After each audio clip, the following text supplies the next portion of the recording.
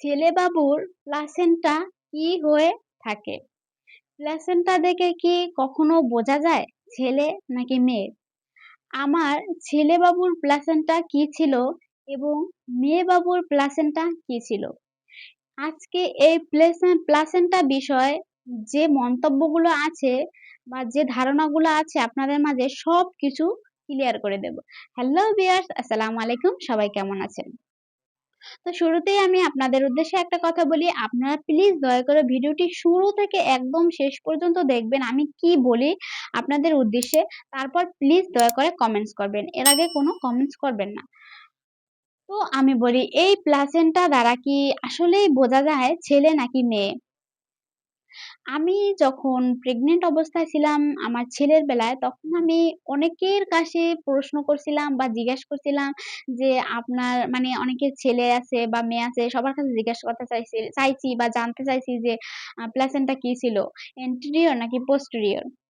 তো আমার ছেলে বাবুর সময় আমার কিন্তু প্ল্যাসেন্টা anterior ছিল। আর আ মেয়ে বাবুর সময় কিন্তু anterior ছিল। তো আমার পরিচিত আপুকে জিজ্ঞেস করছি, তারও কিন্তু ছেলের বেলায় anterior ছিল। এবং আমার পাশে এক ভাবির মানে আমি যেখানে থাকি সেখানে এক ভাবির আ মেয়ে হয়েছে, তারও বাবুর কিন্তু প্লাসেন্টা anterior ছিল। আবার অনেক বাবুর মেয়ে বাবুর প্লাসেন্টা posterior ও হয়ে থাকে। আসলে এই প্লাসেন্টা হচ্ছে গিয়ে আপনার গর্ভফুলের অবস্থান। এই গর্ভফুলের অবস্থানটা মানে কি রকমের কোন সাইডে কোন দিকে আ মূলত এই জিনিসটাই হচ্ছে প্লাসেন্টা। আসলে এই প্লাসেন্টা দ্বারা কিন্তু কখনোই জেন্ডার নির্ধারণ করা যায় না। anterior প্লাসেন্টারও কিন্তু মেয়ে বাবু আছে, আবার posterior প্লাসেন্টায় কিন্তু ছেলে বাবু আছে। এটা দ্বারা কিন্তু আসলে কখনোই বোঝা যাবে না। তবে হ্যাঁ, অনেকের কাছেই শুনছি anterior প্লাসেন্টাই বেশিরভাগ ছেলে হয়ে থাকে। কিন্তু অনেকের মুখে আমি শুনছি, আমি নিজে শুনেছি কারণ আমি অনেকের কাছেই প্রশ্ন করছিলাম, জানতে চাইছিলাম যেহেতু আমি জানতাম না আমার গর্ভের সন্তানটি কি ছেলে নাকি মেয়ে, সেজন্য জানার জন্য আমি অনেকের কাছেই প্রশ্ন করছিলাম। কিন্তু আমার বাবুর প্লাসেন্টা anterior ও ছিল। শুরুটাও anterior ছিল, দ্বিতীয়টাও anterior ছিল।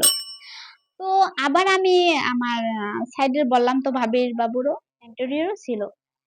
তো আসলে এই প্লাসেন্টা দ্বারা কিন্তু কখনোই নির্ধারণ করা যাবে না ছেলে নাকি মেয়ে। একেকজনের গর্ভফুলের অবস্থান একেক রকমের হয়ে থাকে। এটা দ্বারা আসলে কখনোই 100% সিওর হওয়া যাবে না বা মানে সিওর হওয়া যাবে না বললেই চলে। আ কিন্তু অনেকের ক্ষেত্রেই anterior প্লাসেন্টায় ছেলে হয়। কিন্তু এজন্য যে আপনারও হবে এমনটা কিন্তু না। তো আপনাকে যদি সঠিকভাবে জানতে হয় অবশ্যই ভালো কোনো স্থানে আল্ট্রাসোনোগ্রাফি করে তার মাধ্যমে জানতে হবে। আ কিন্তু এই প্লাসেন্টা দ্বারা কিন্তু আপনারা কখনো সিওর হতে পারবেন না। তো ভিউয়ার্স, আমি এরকমের আমার যে ছেলে-মেয়ে হবার symptoms গুলো কিন্তু এই চ্যানেলে শেয়ার করে থাকি। আরো বিভিন্ন বিষয় সিজারিয়ান বিষয়, বাবুর কেয়ার বিষয়, ব্লগ বিষয় অনেক কিছুই কিন্তু শেয়ার করে থাকি আপনাদের মধ্যে।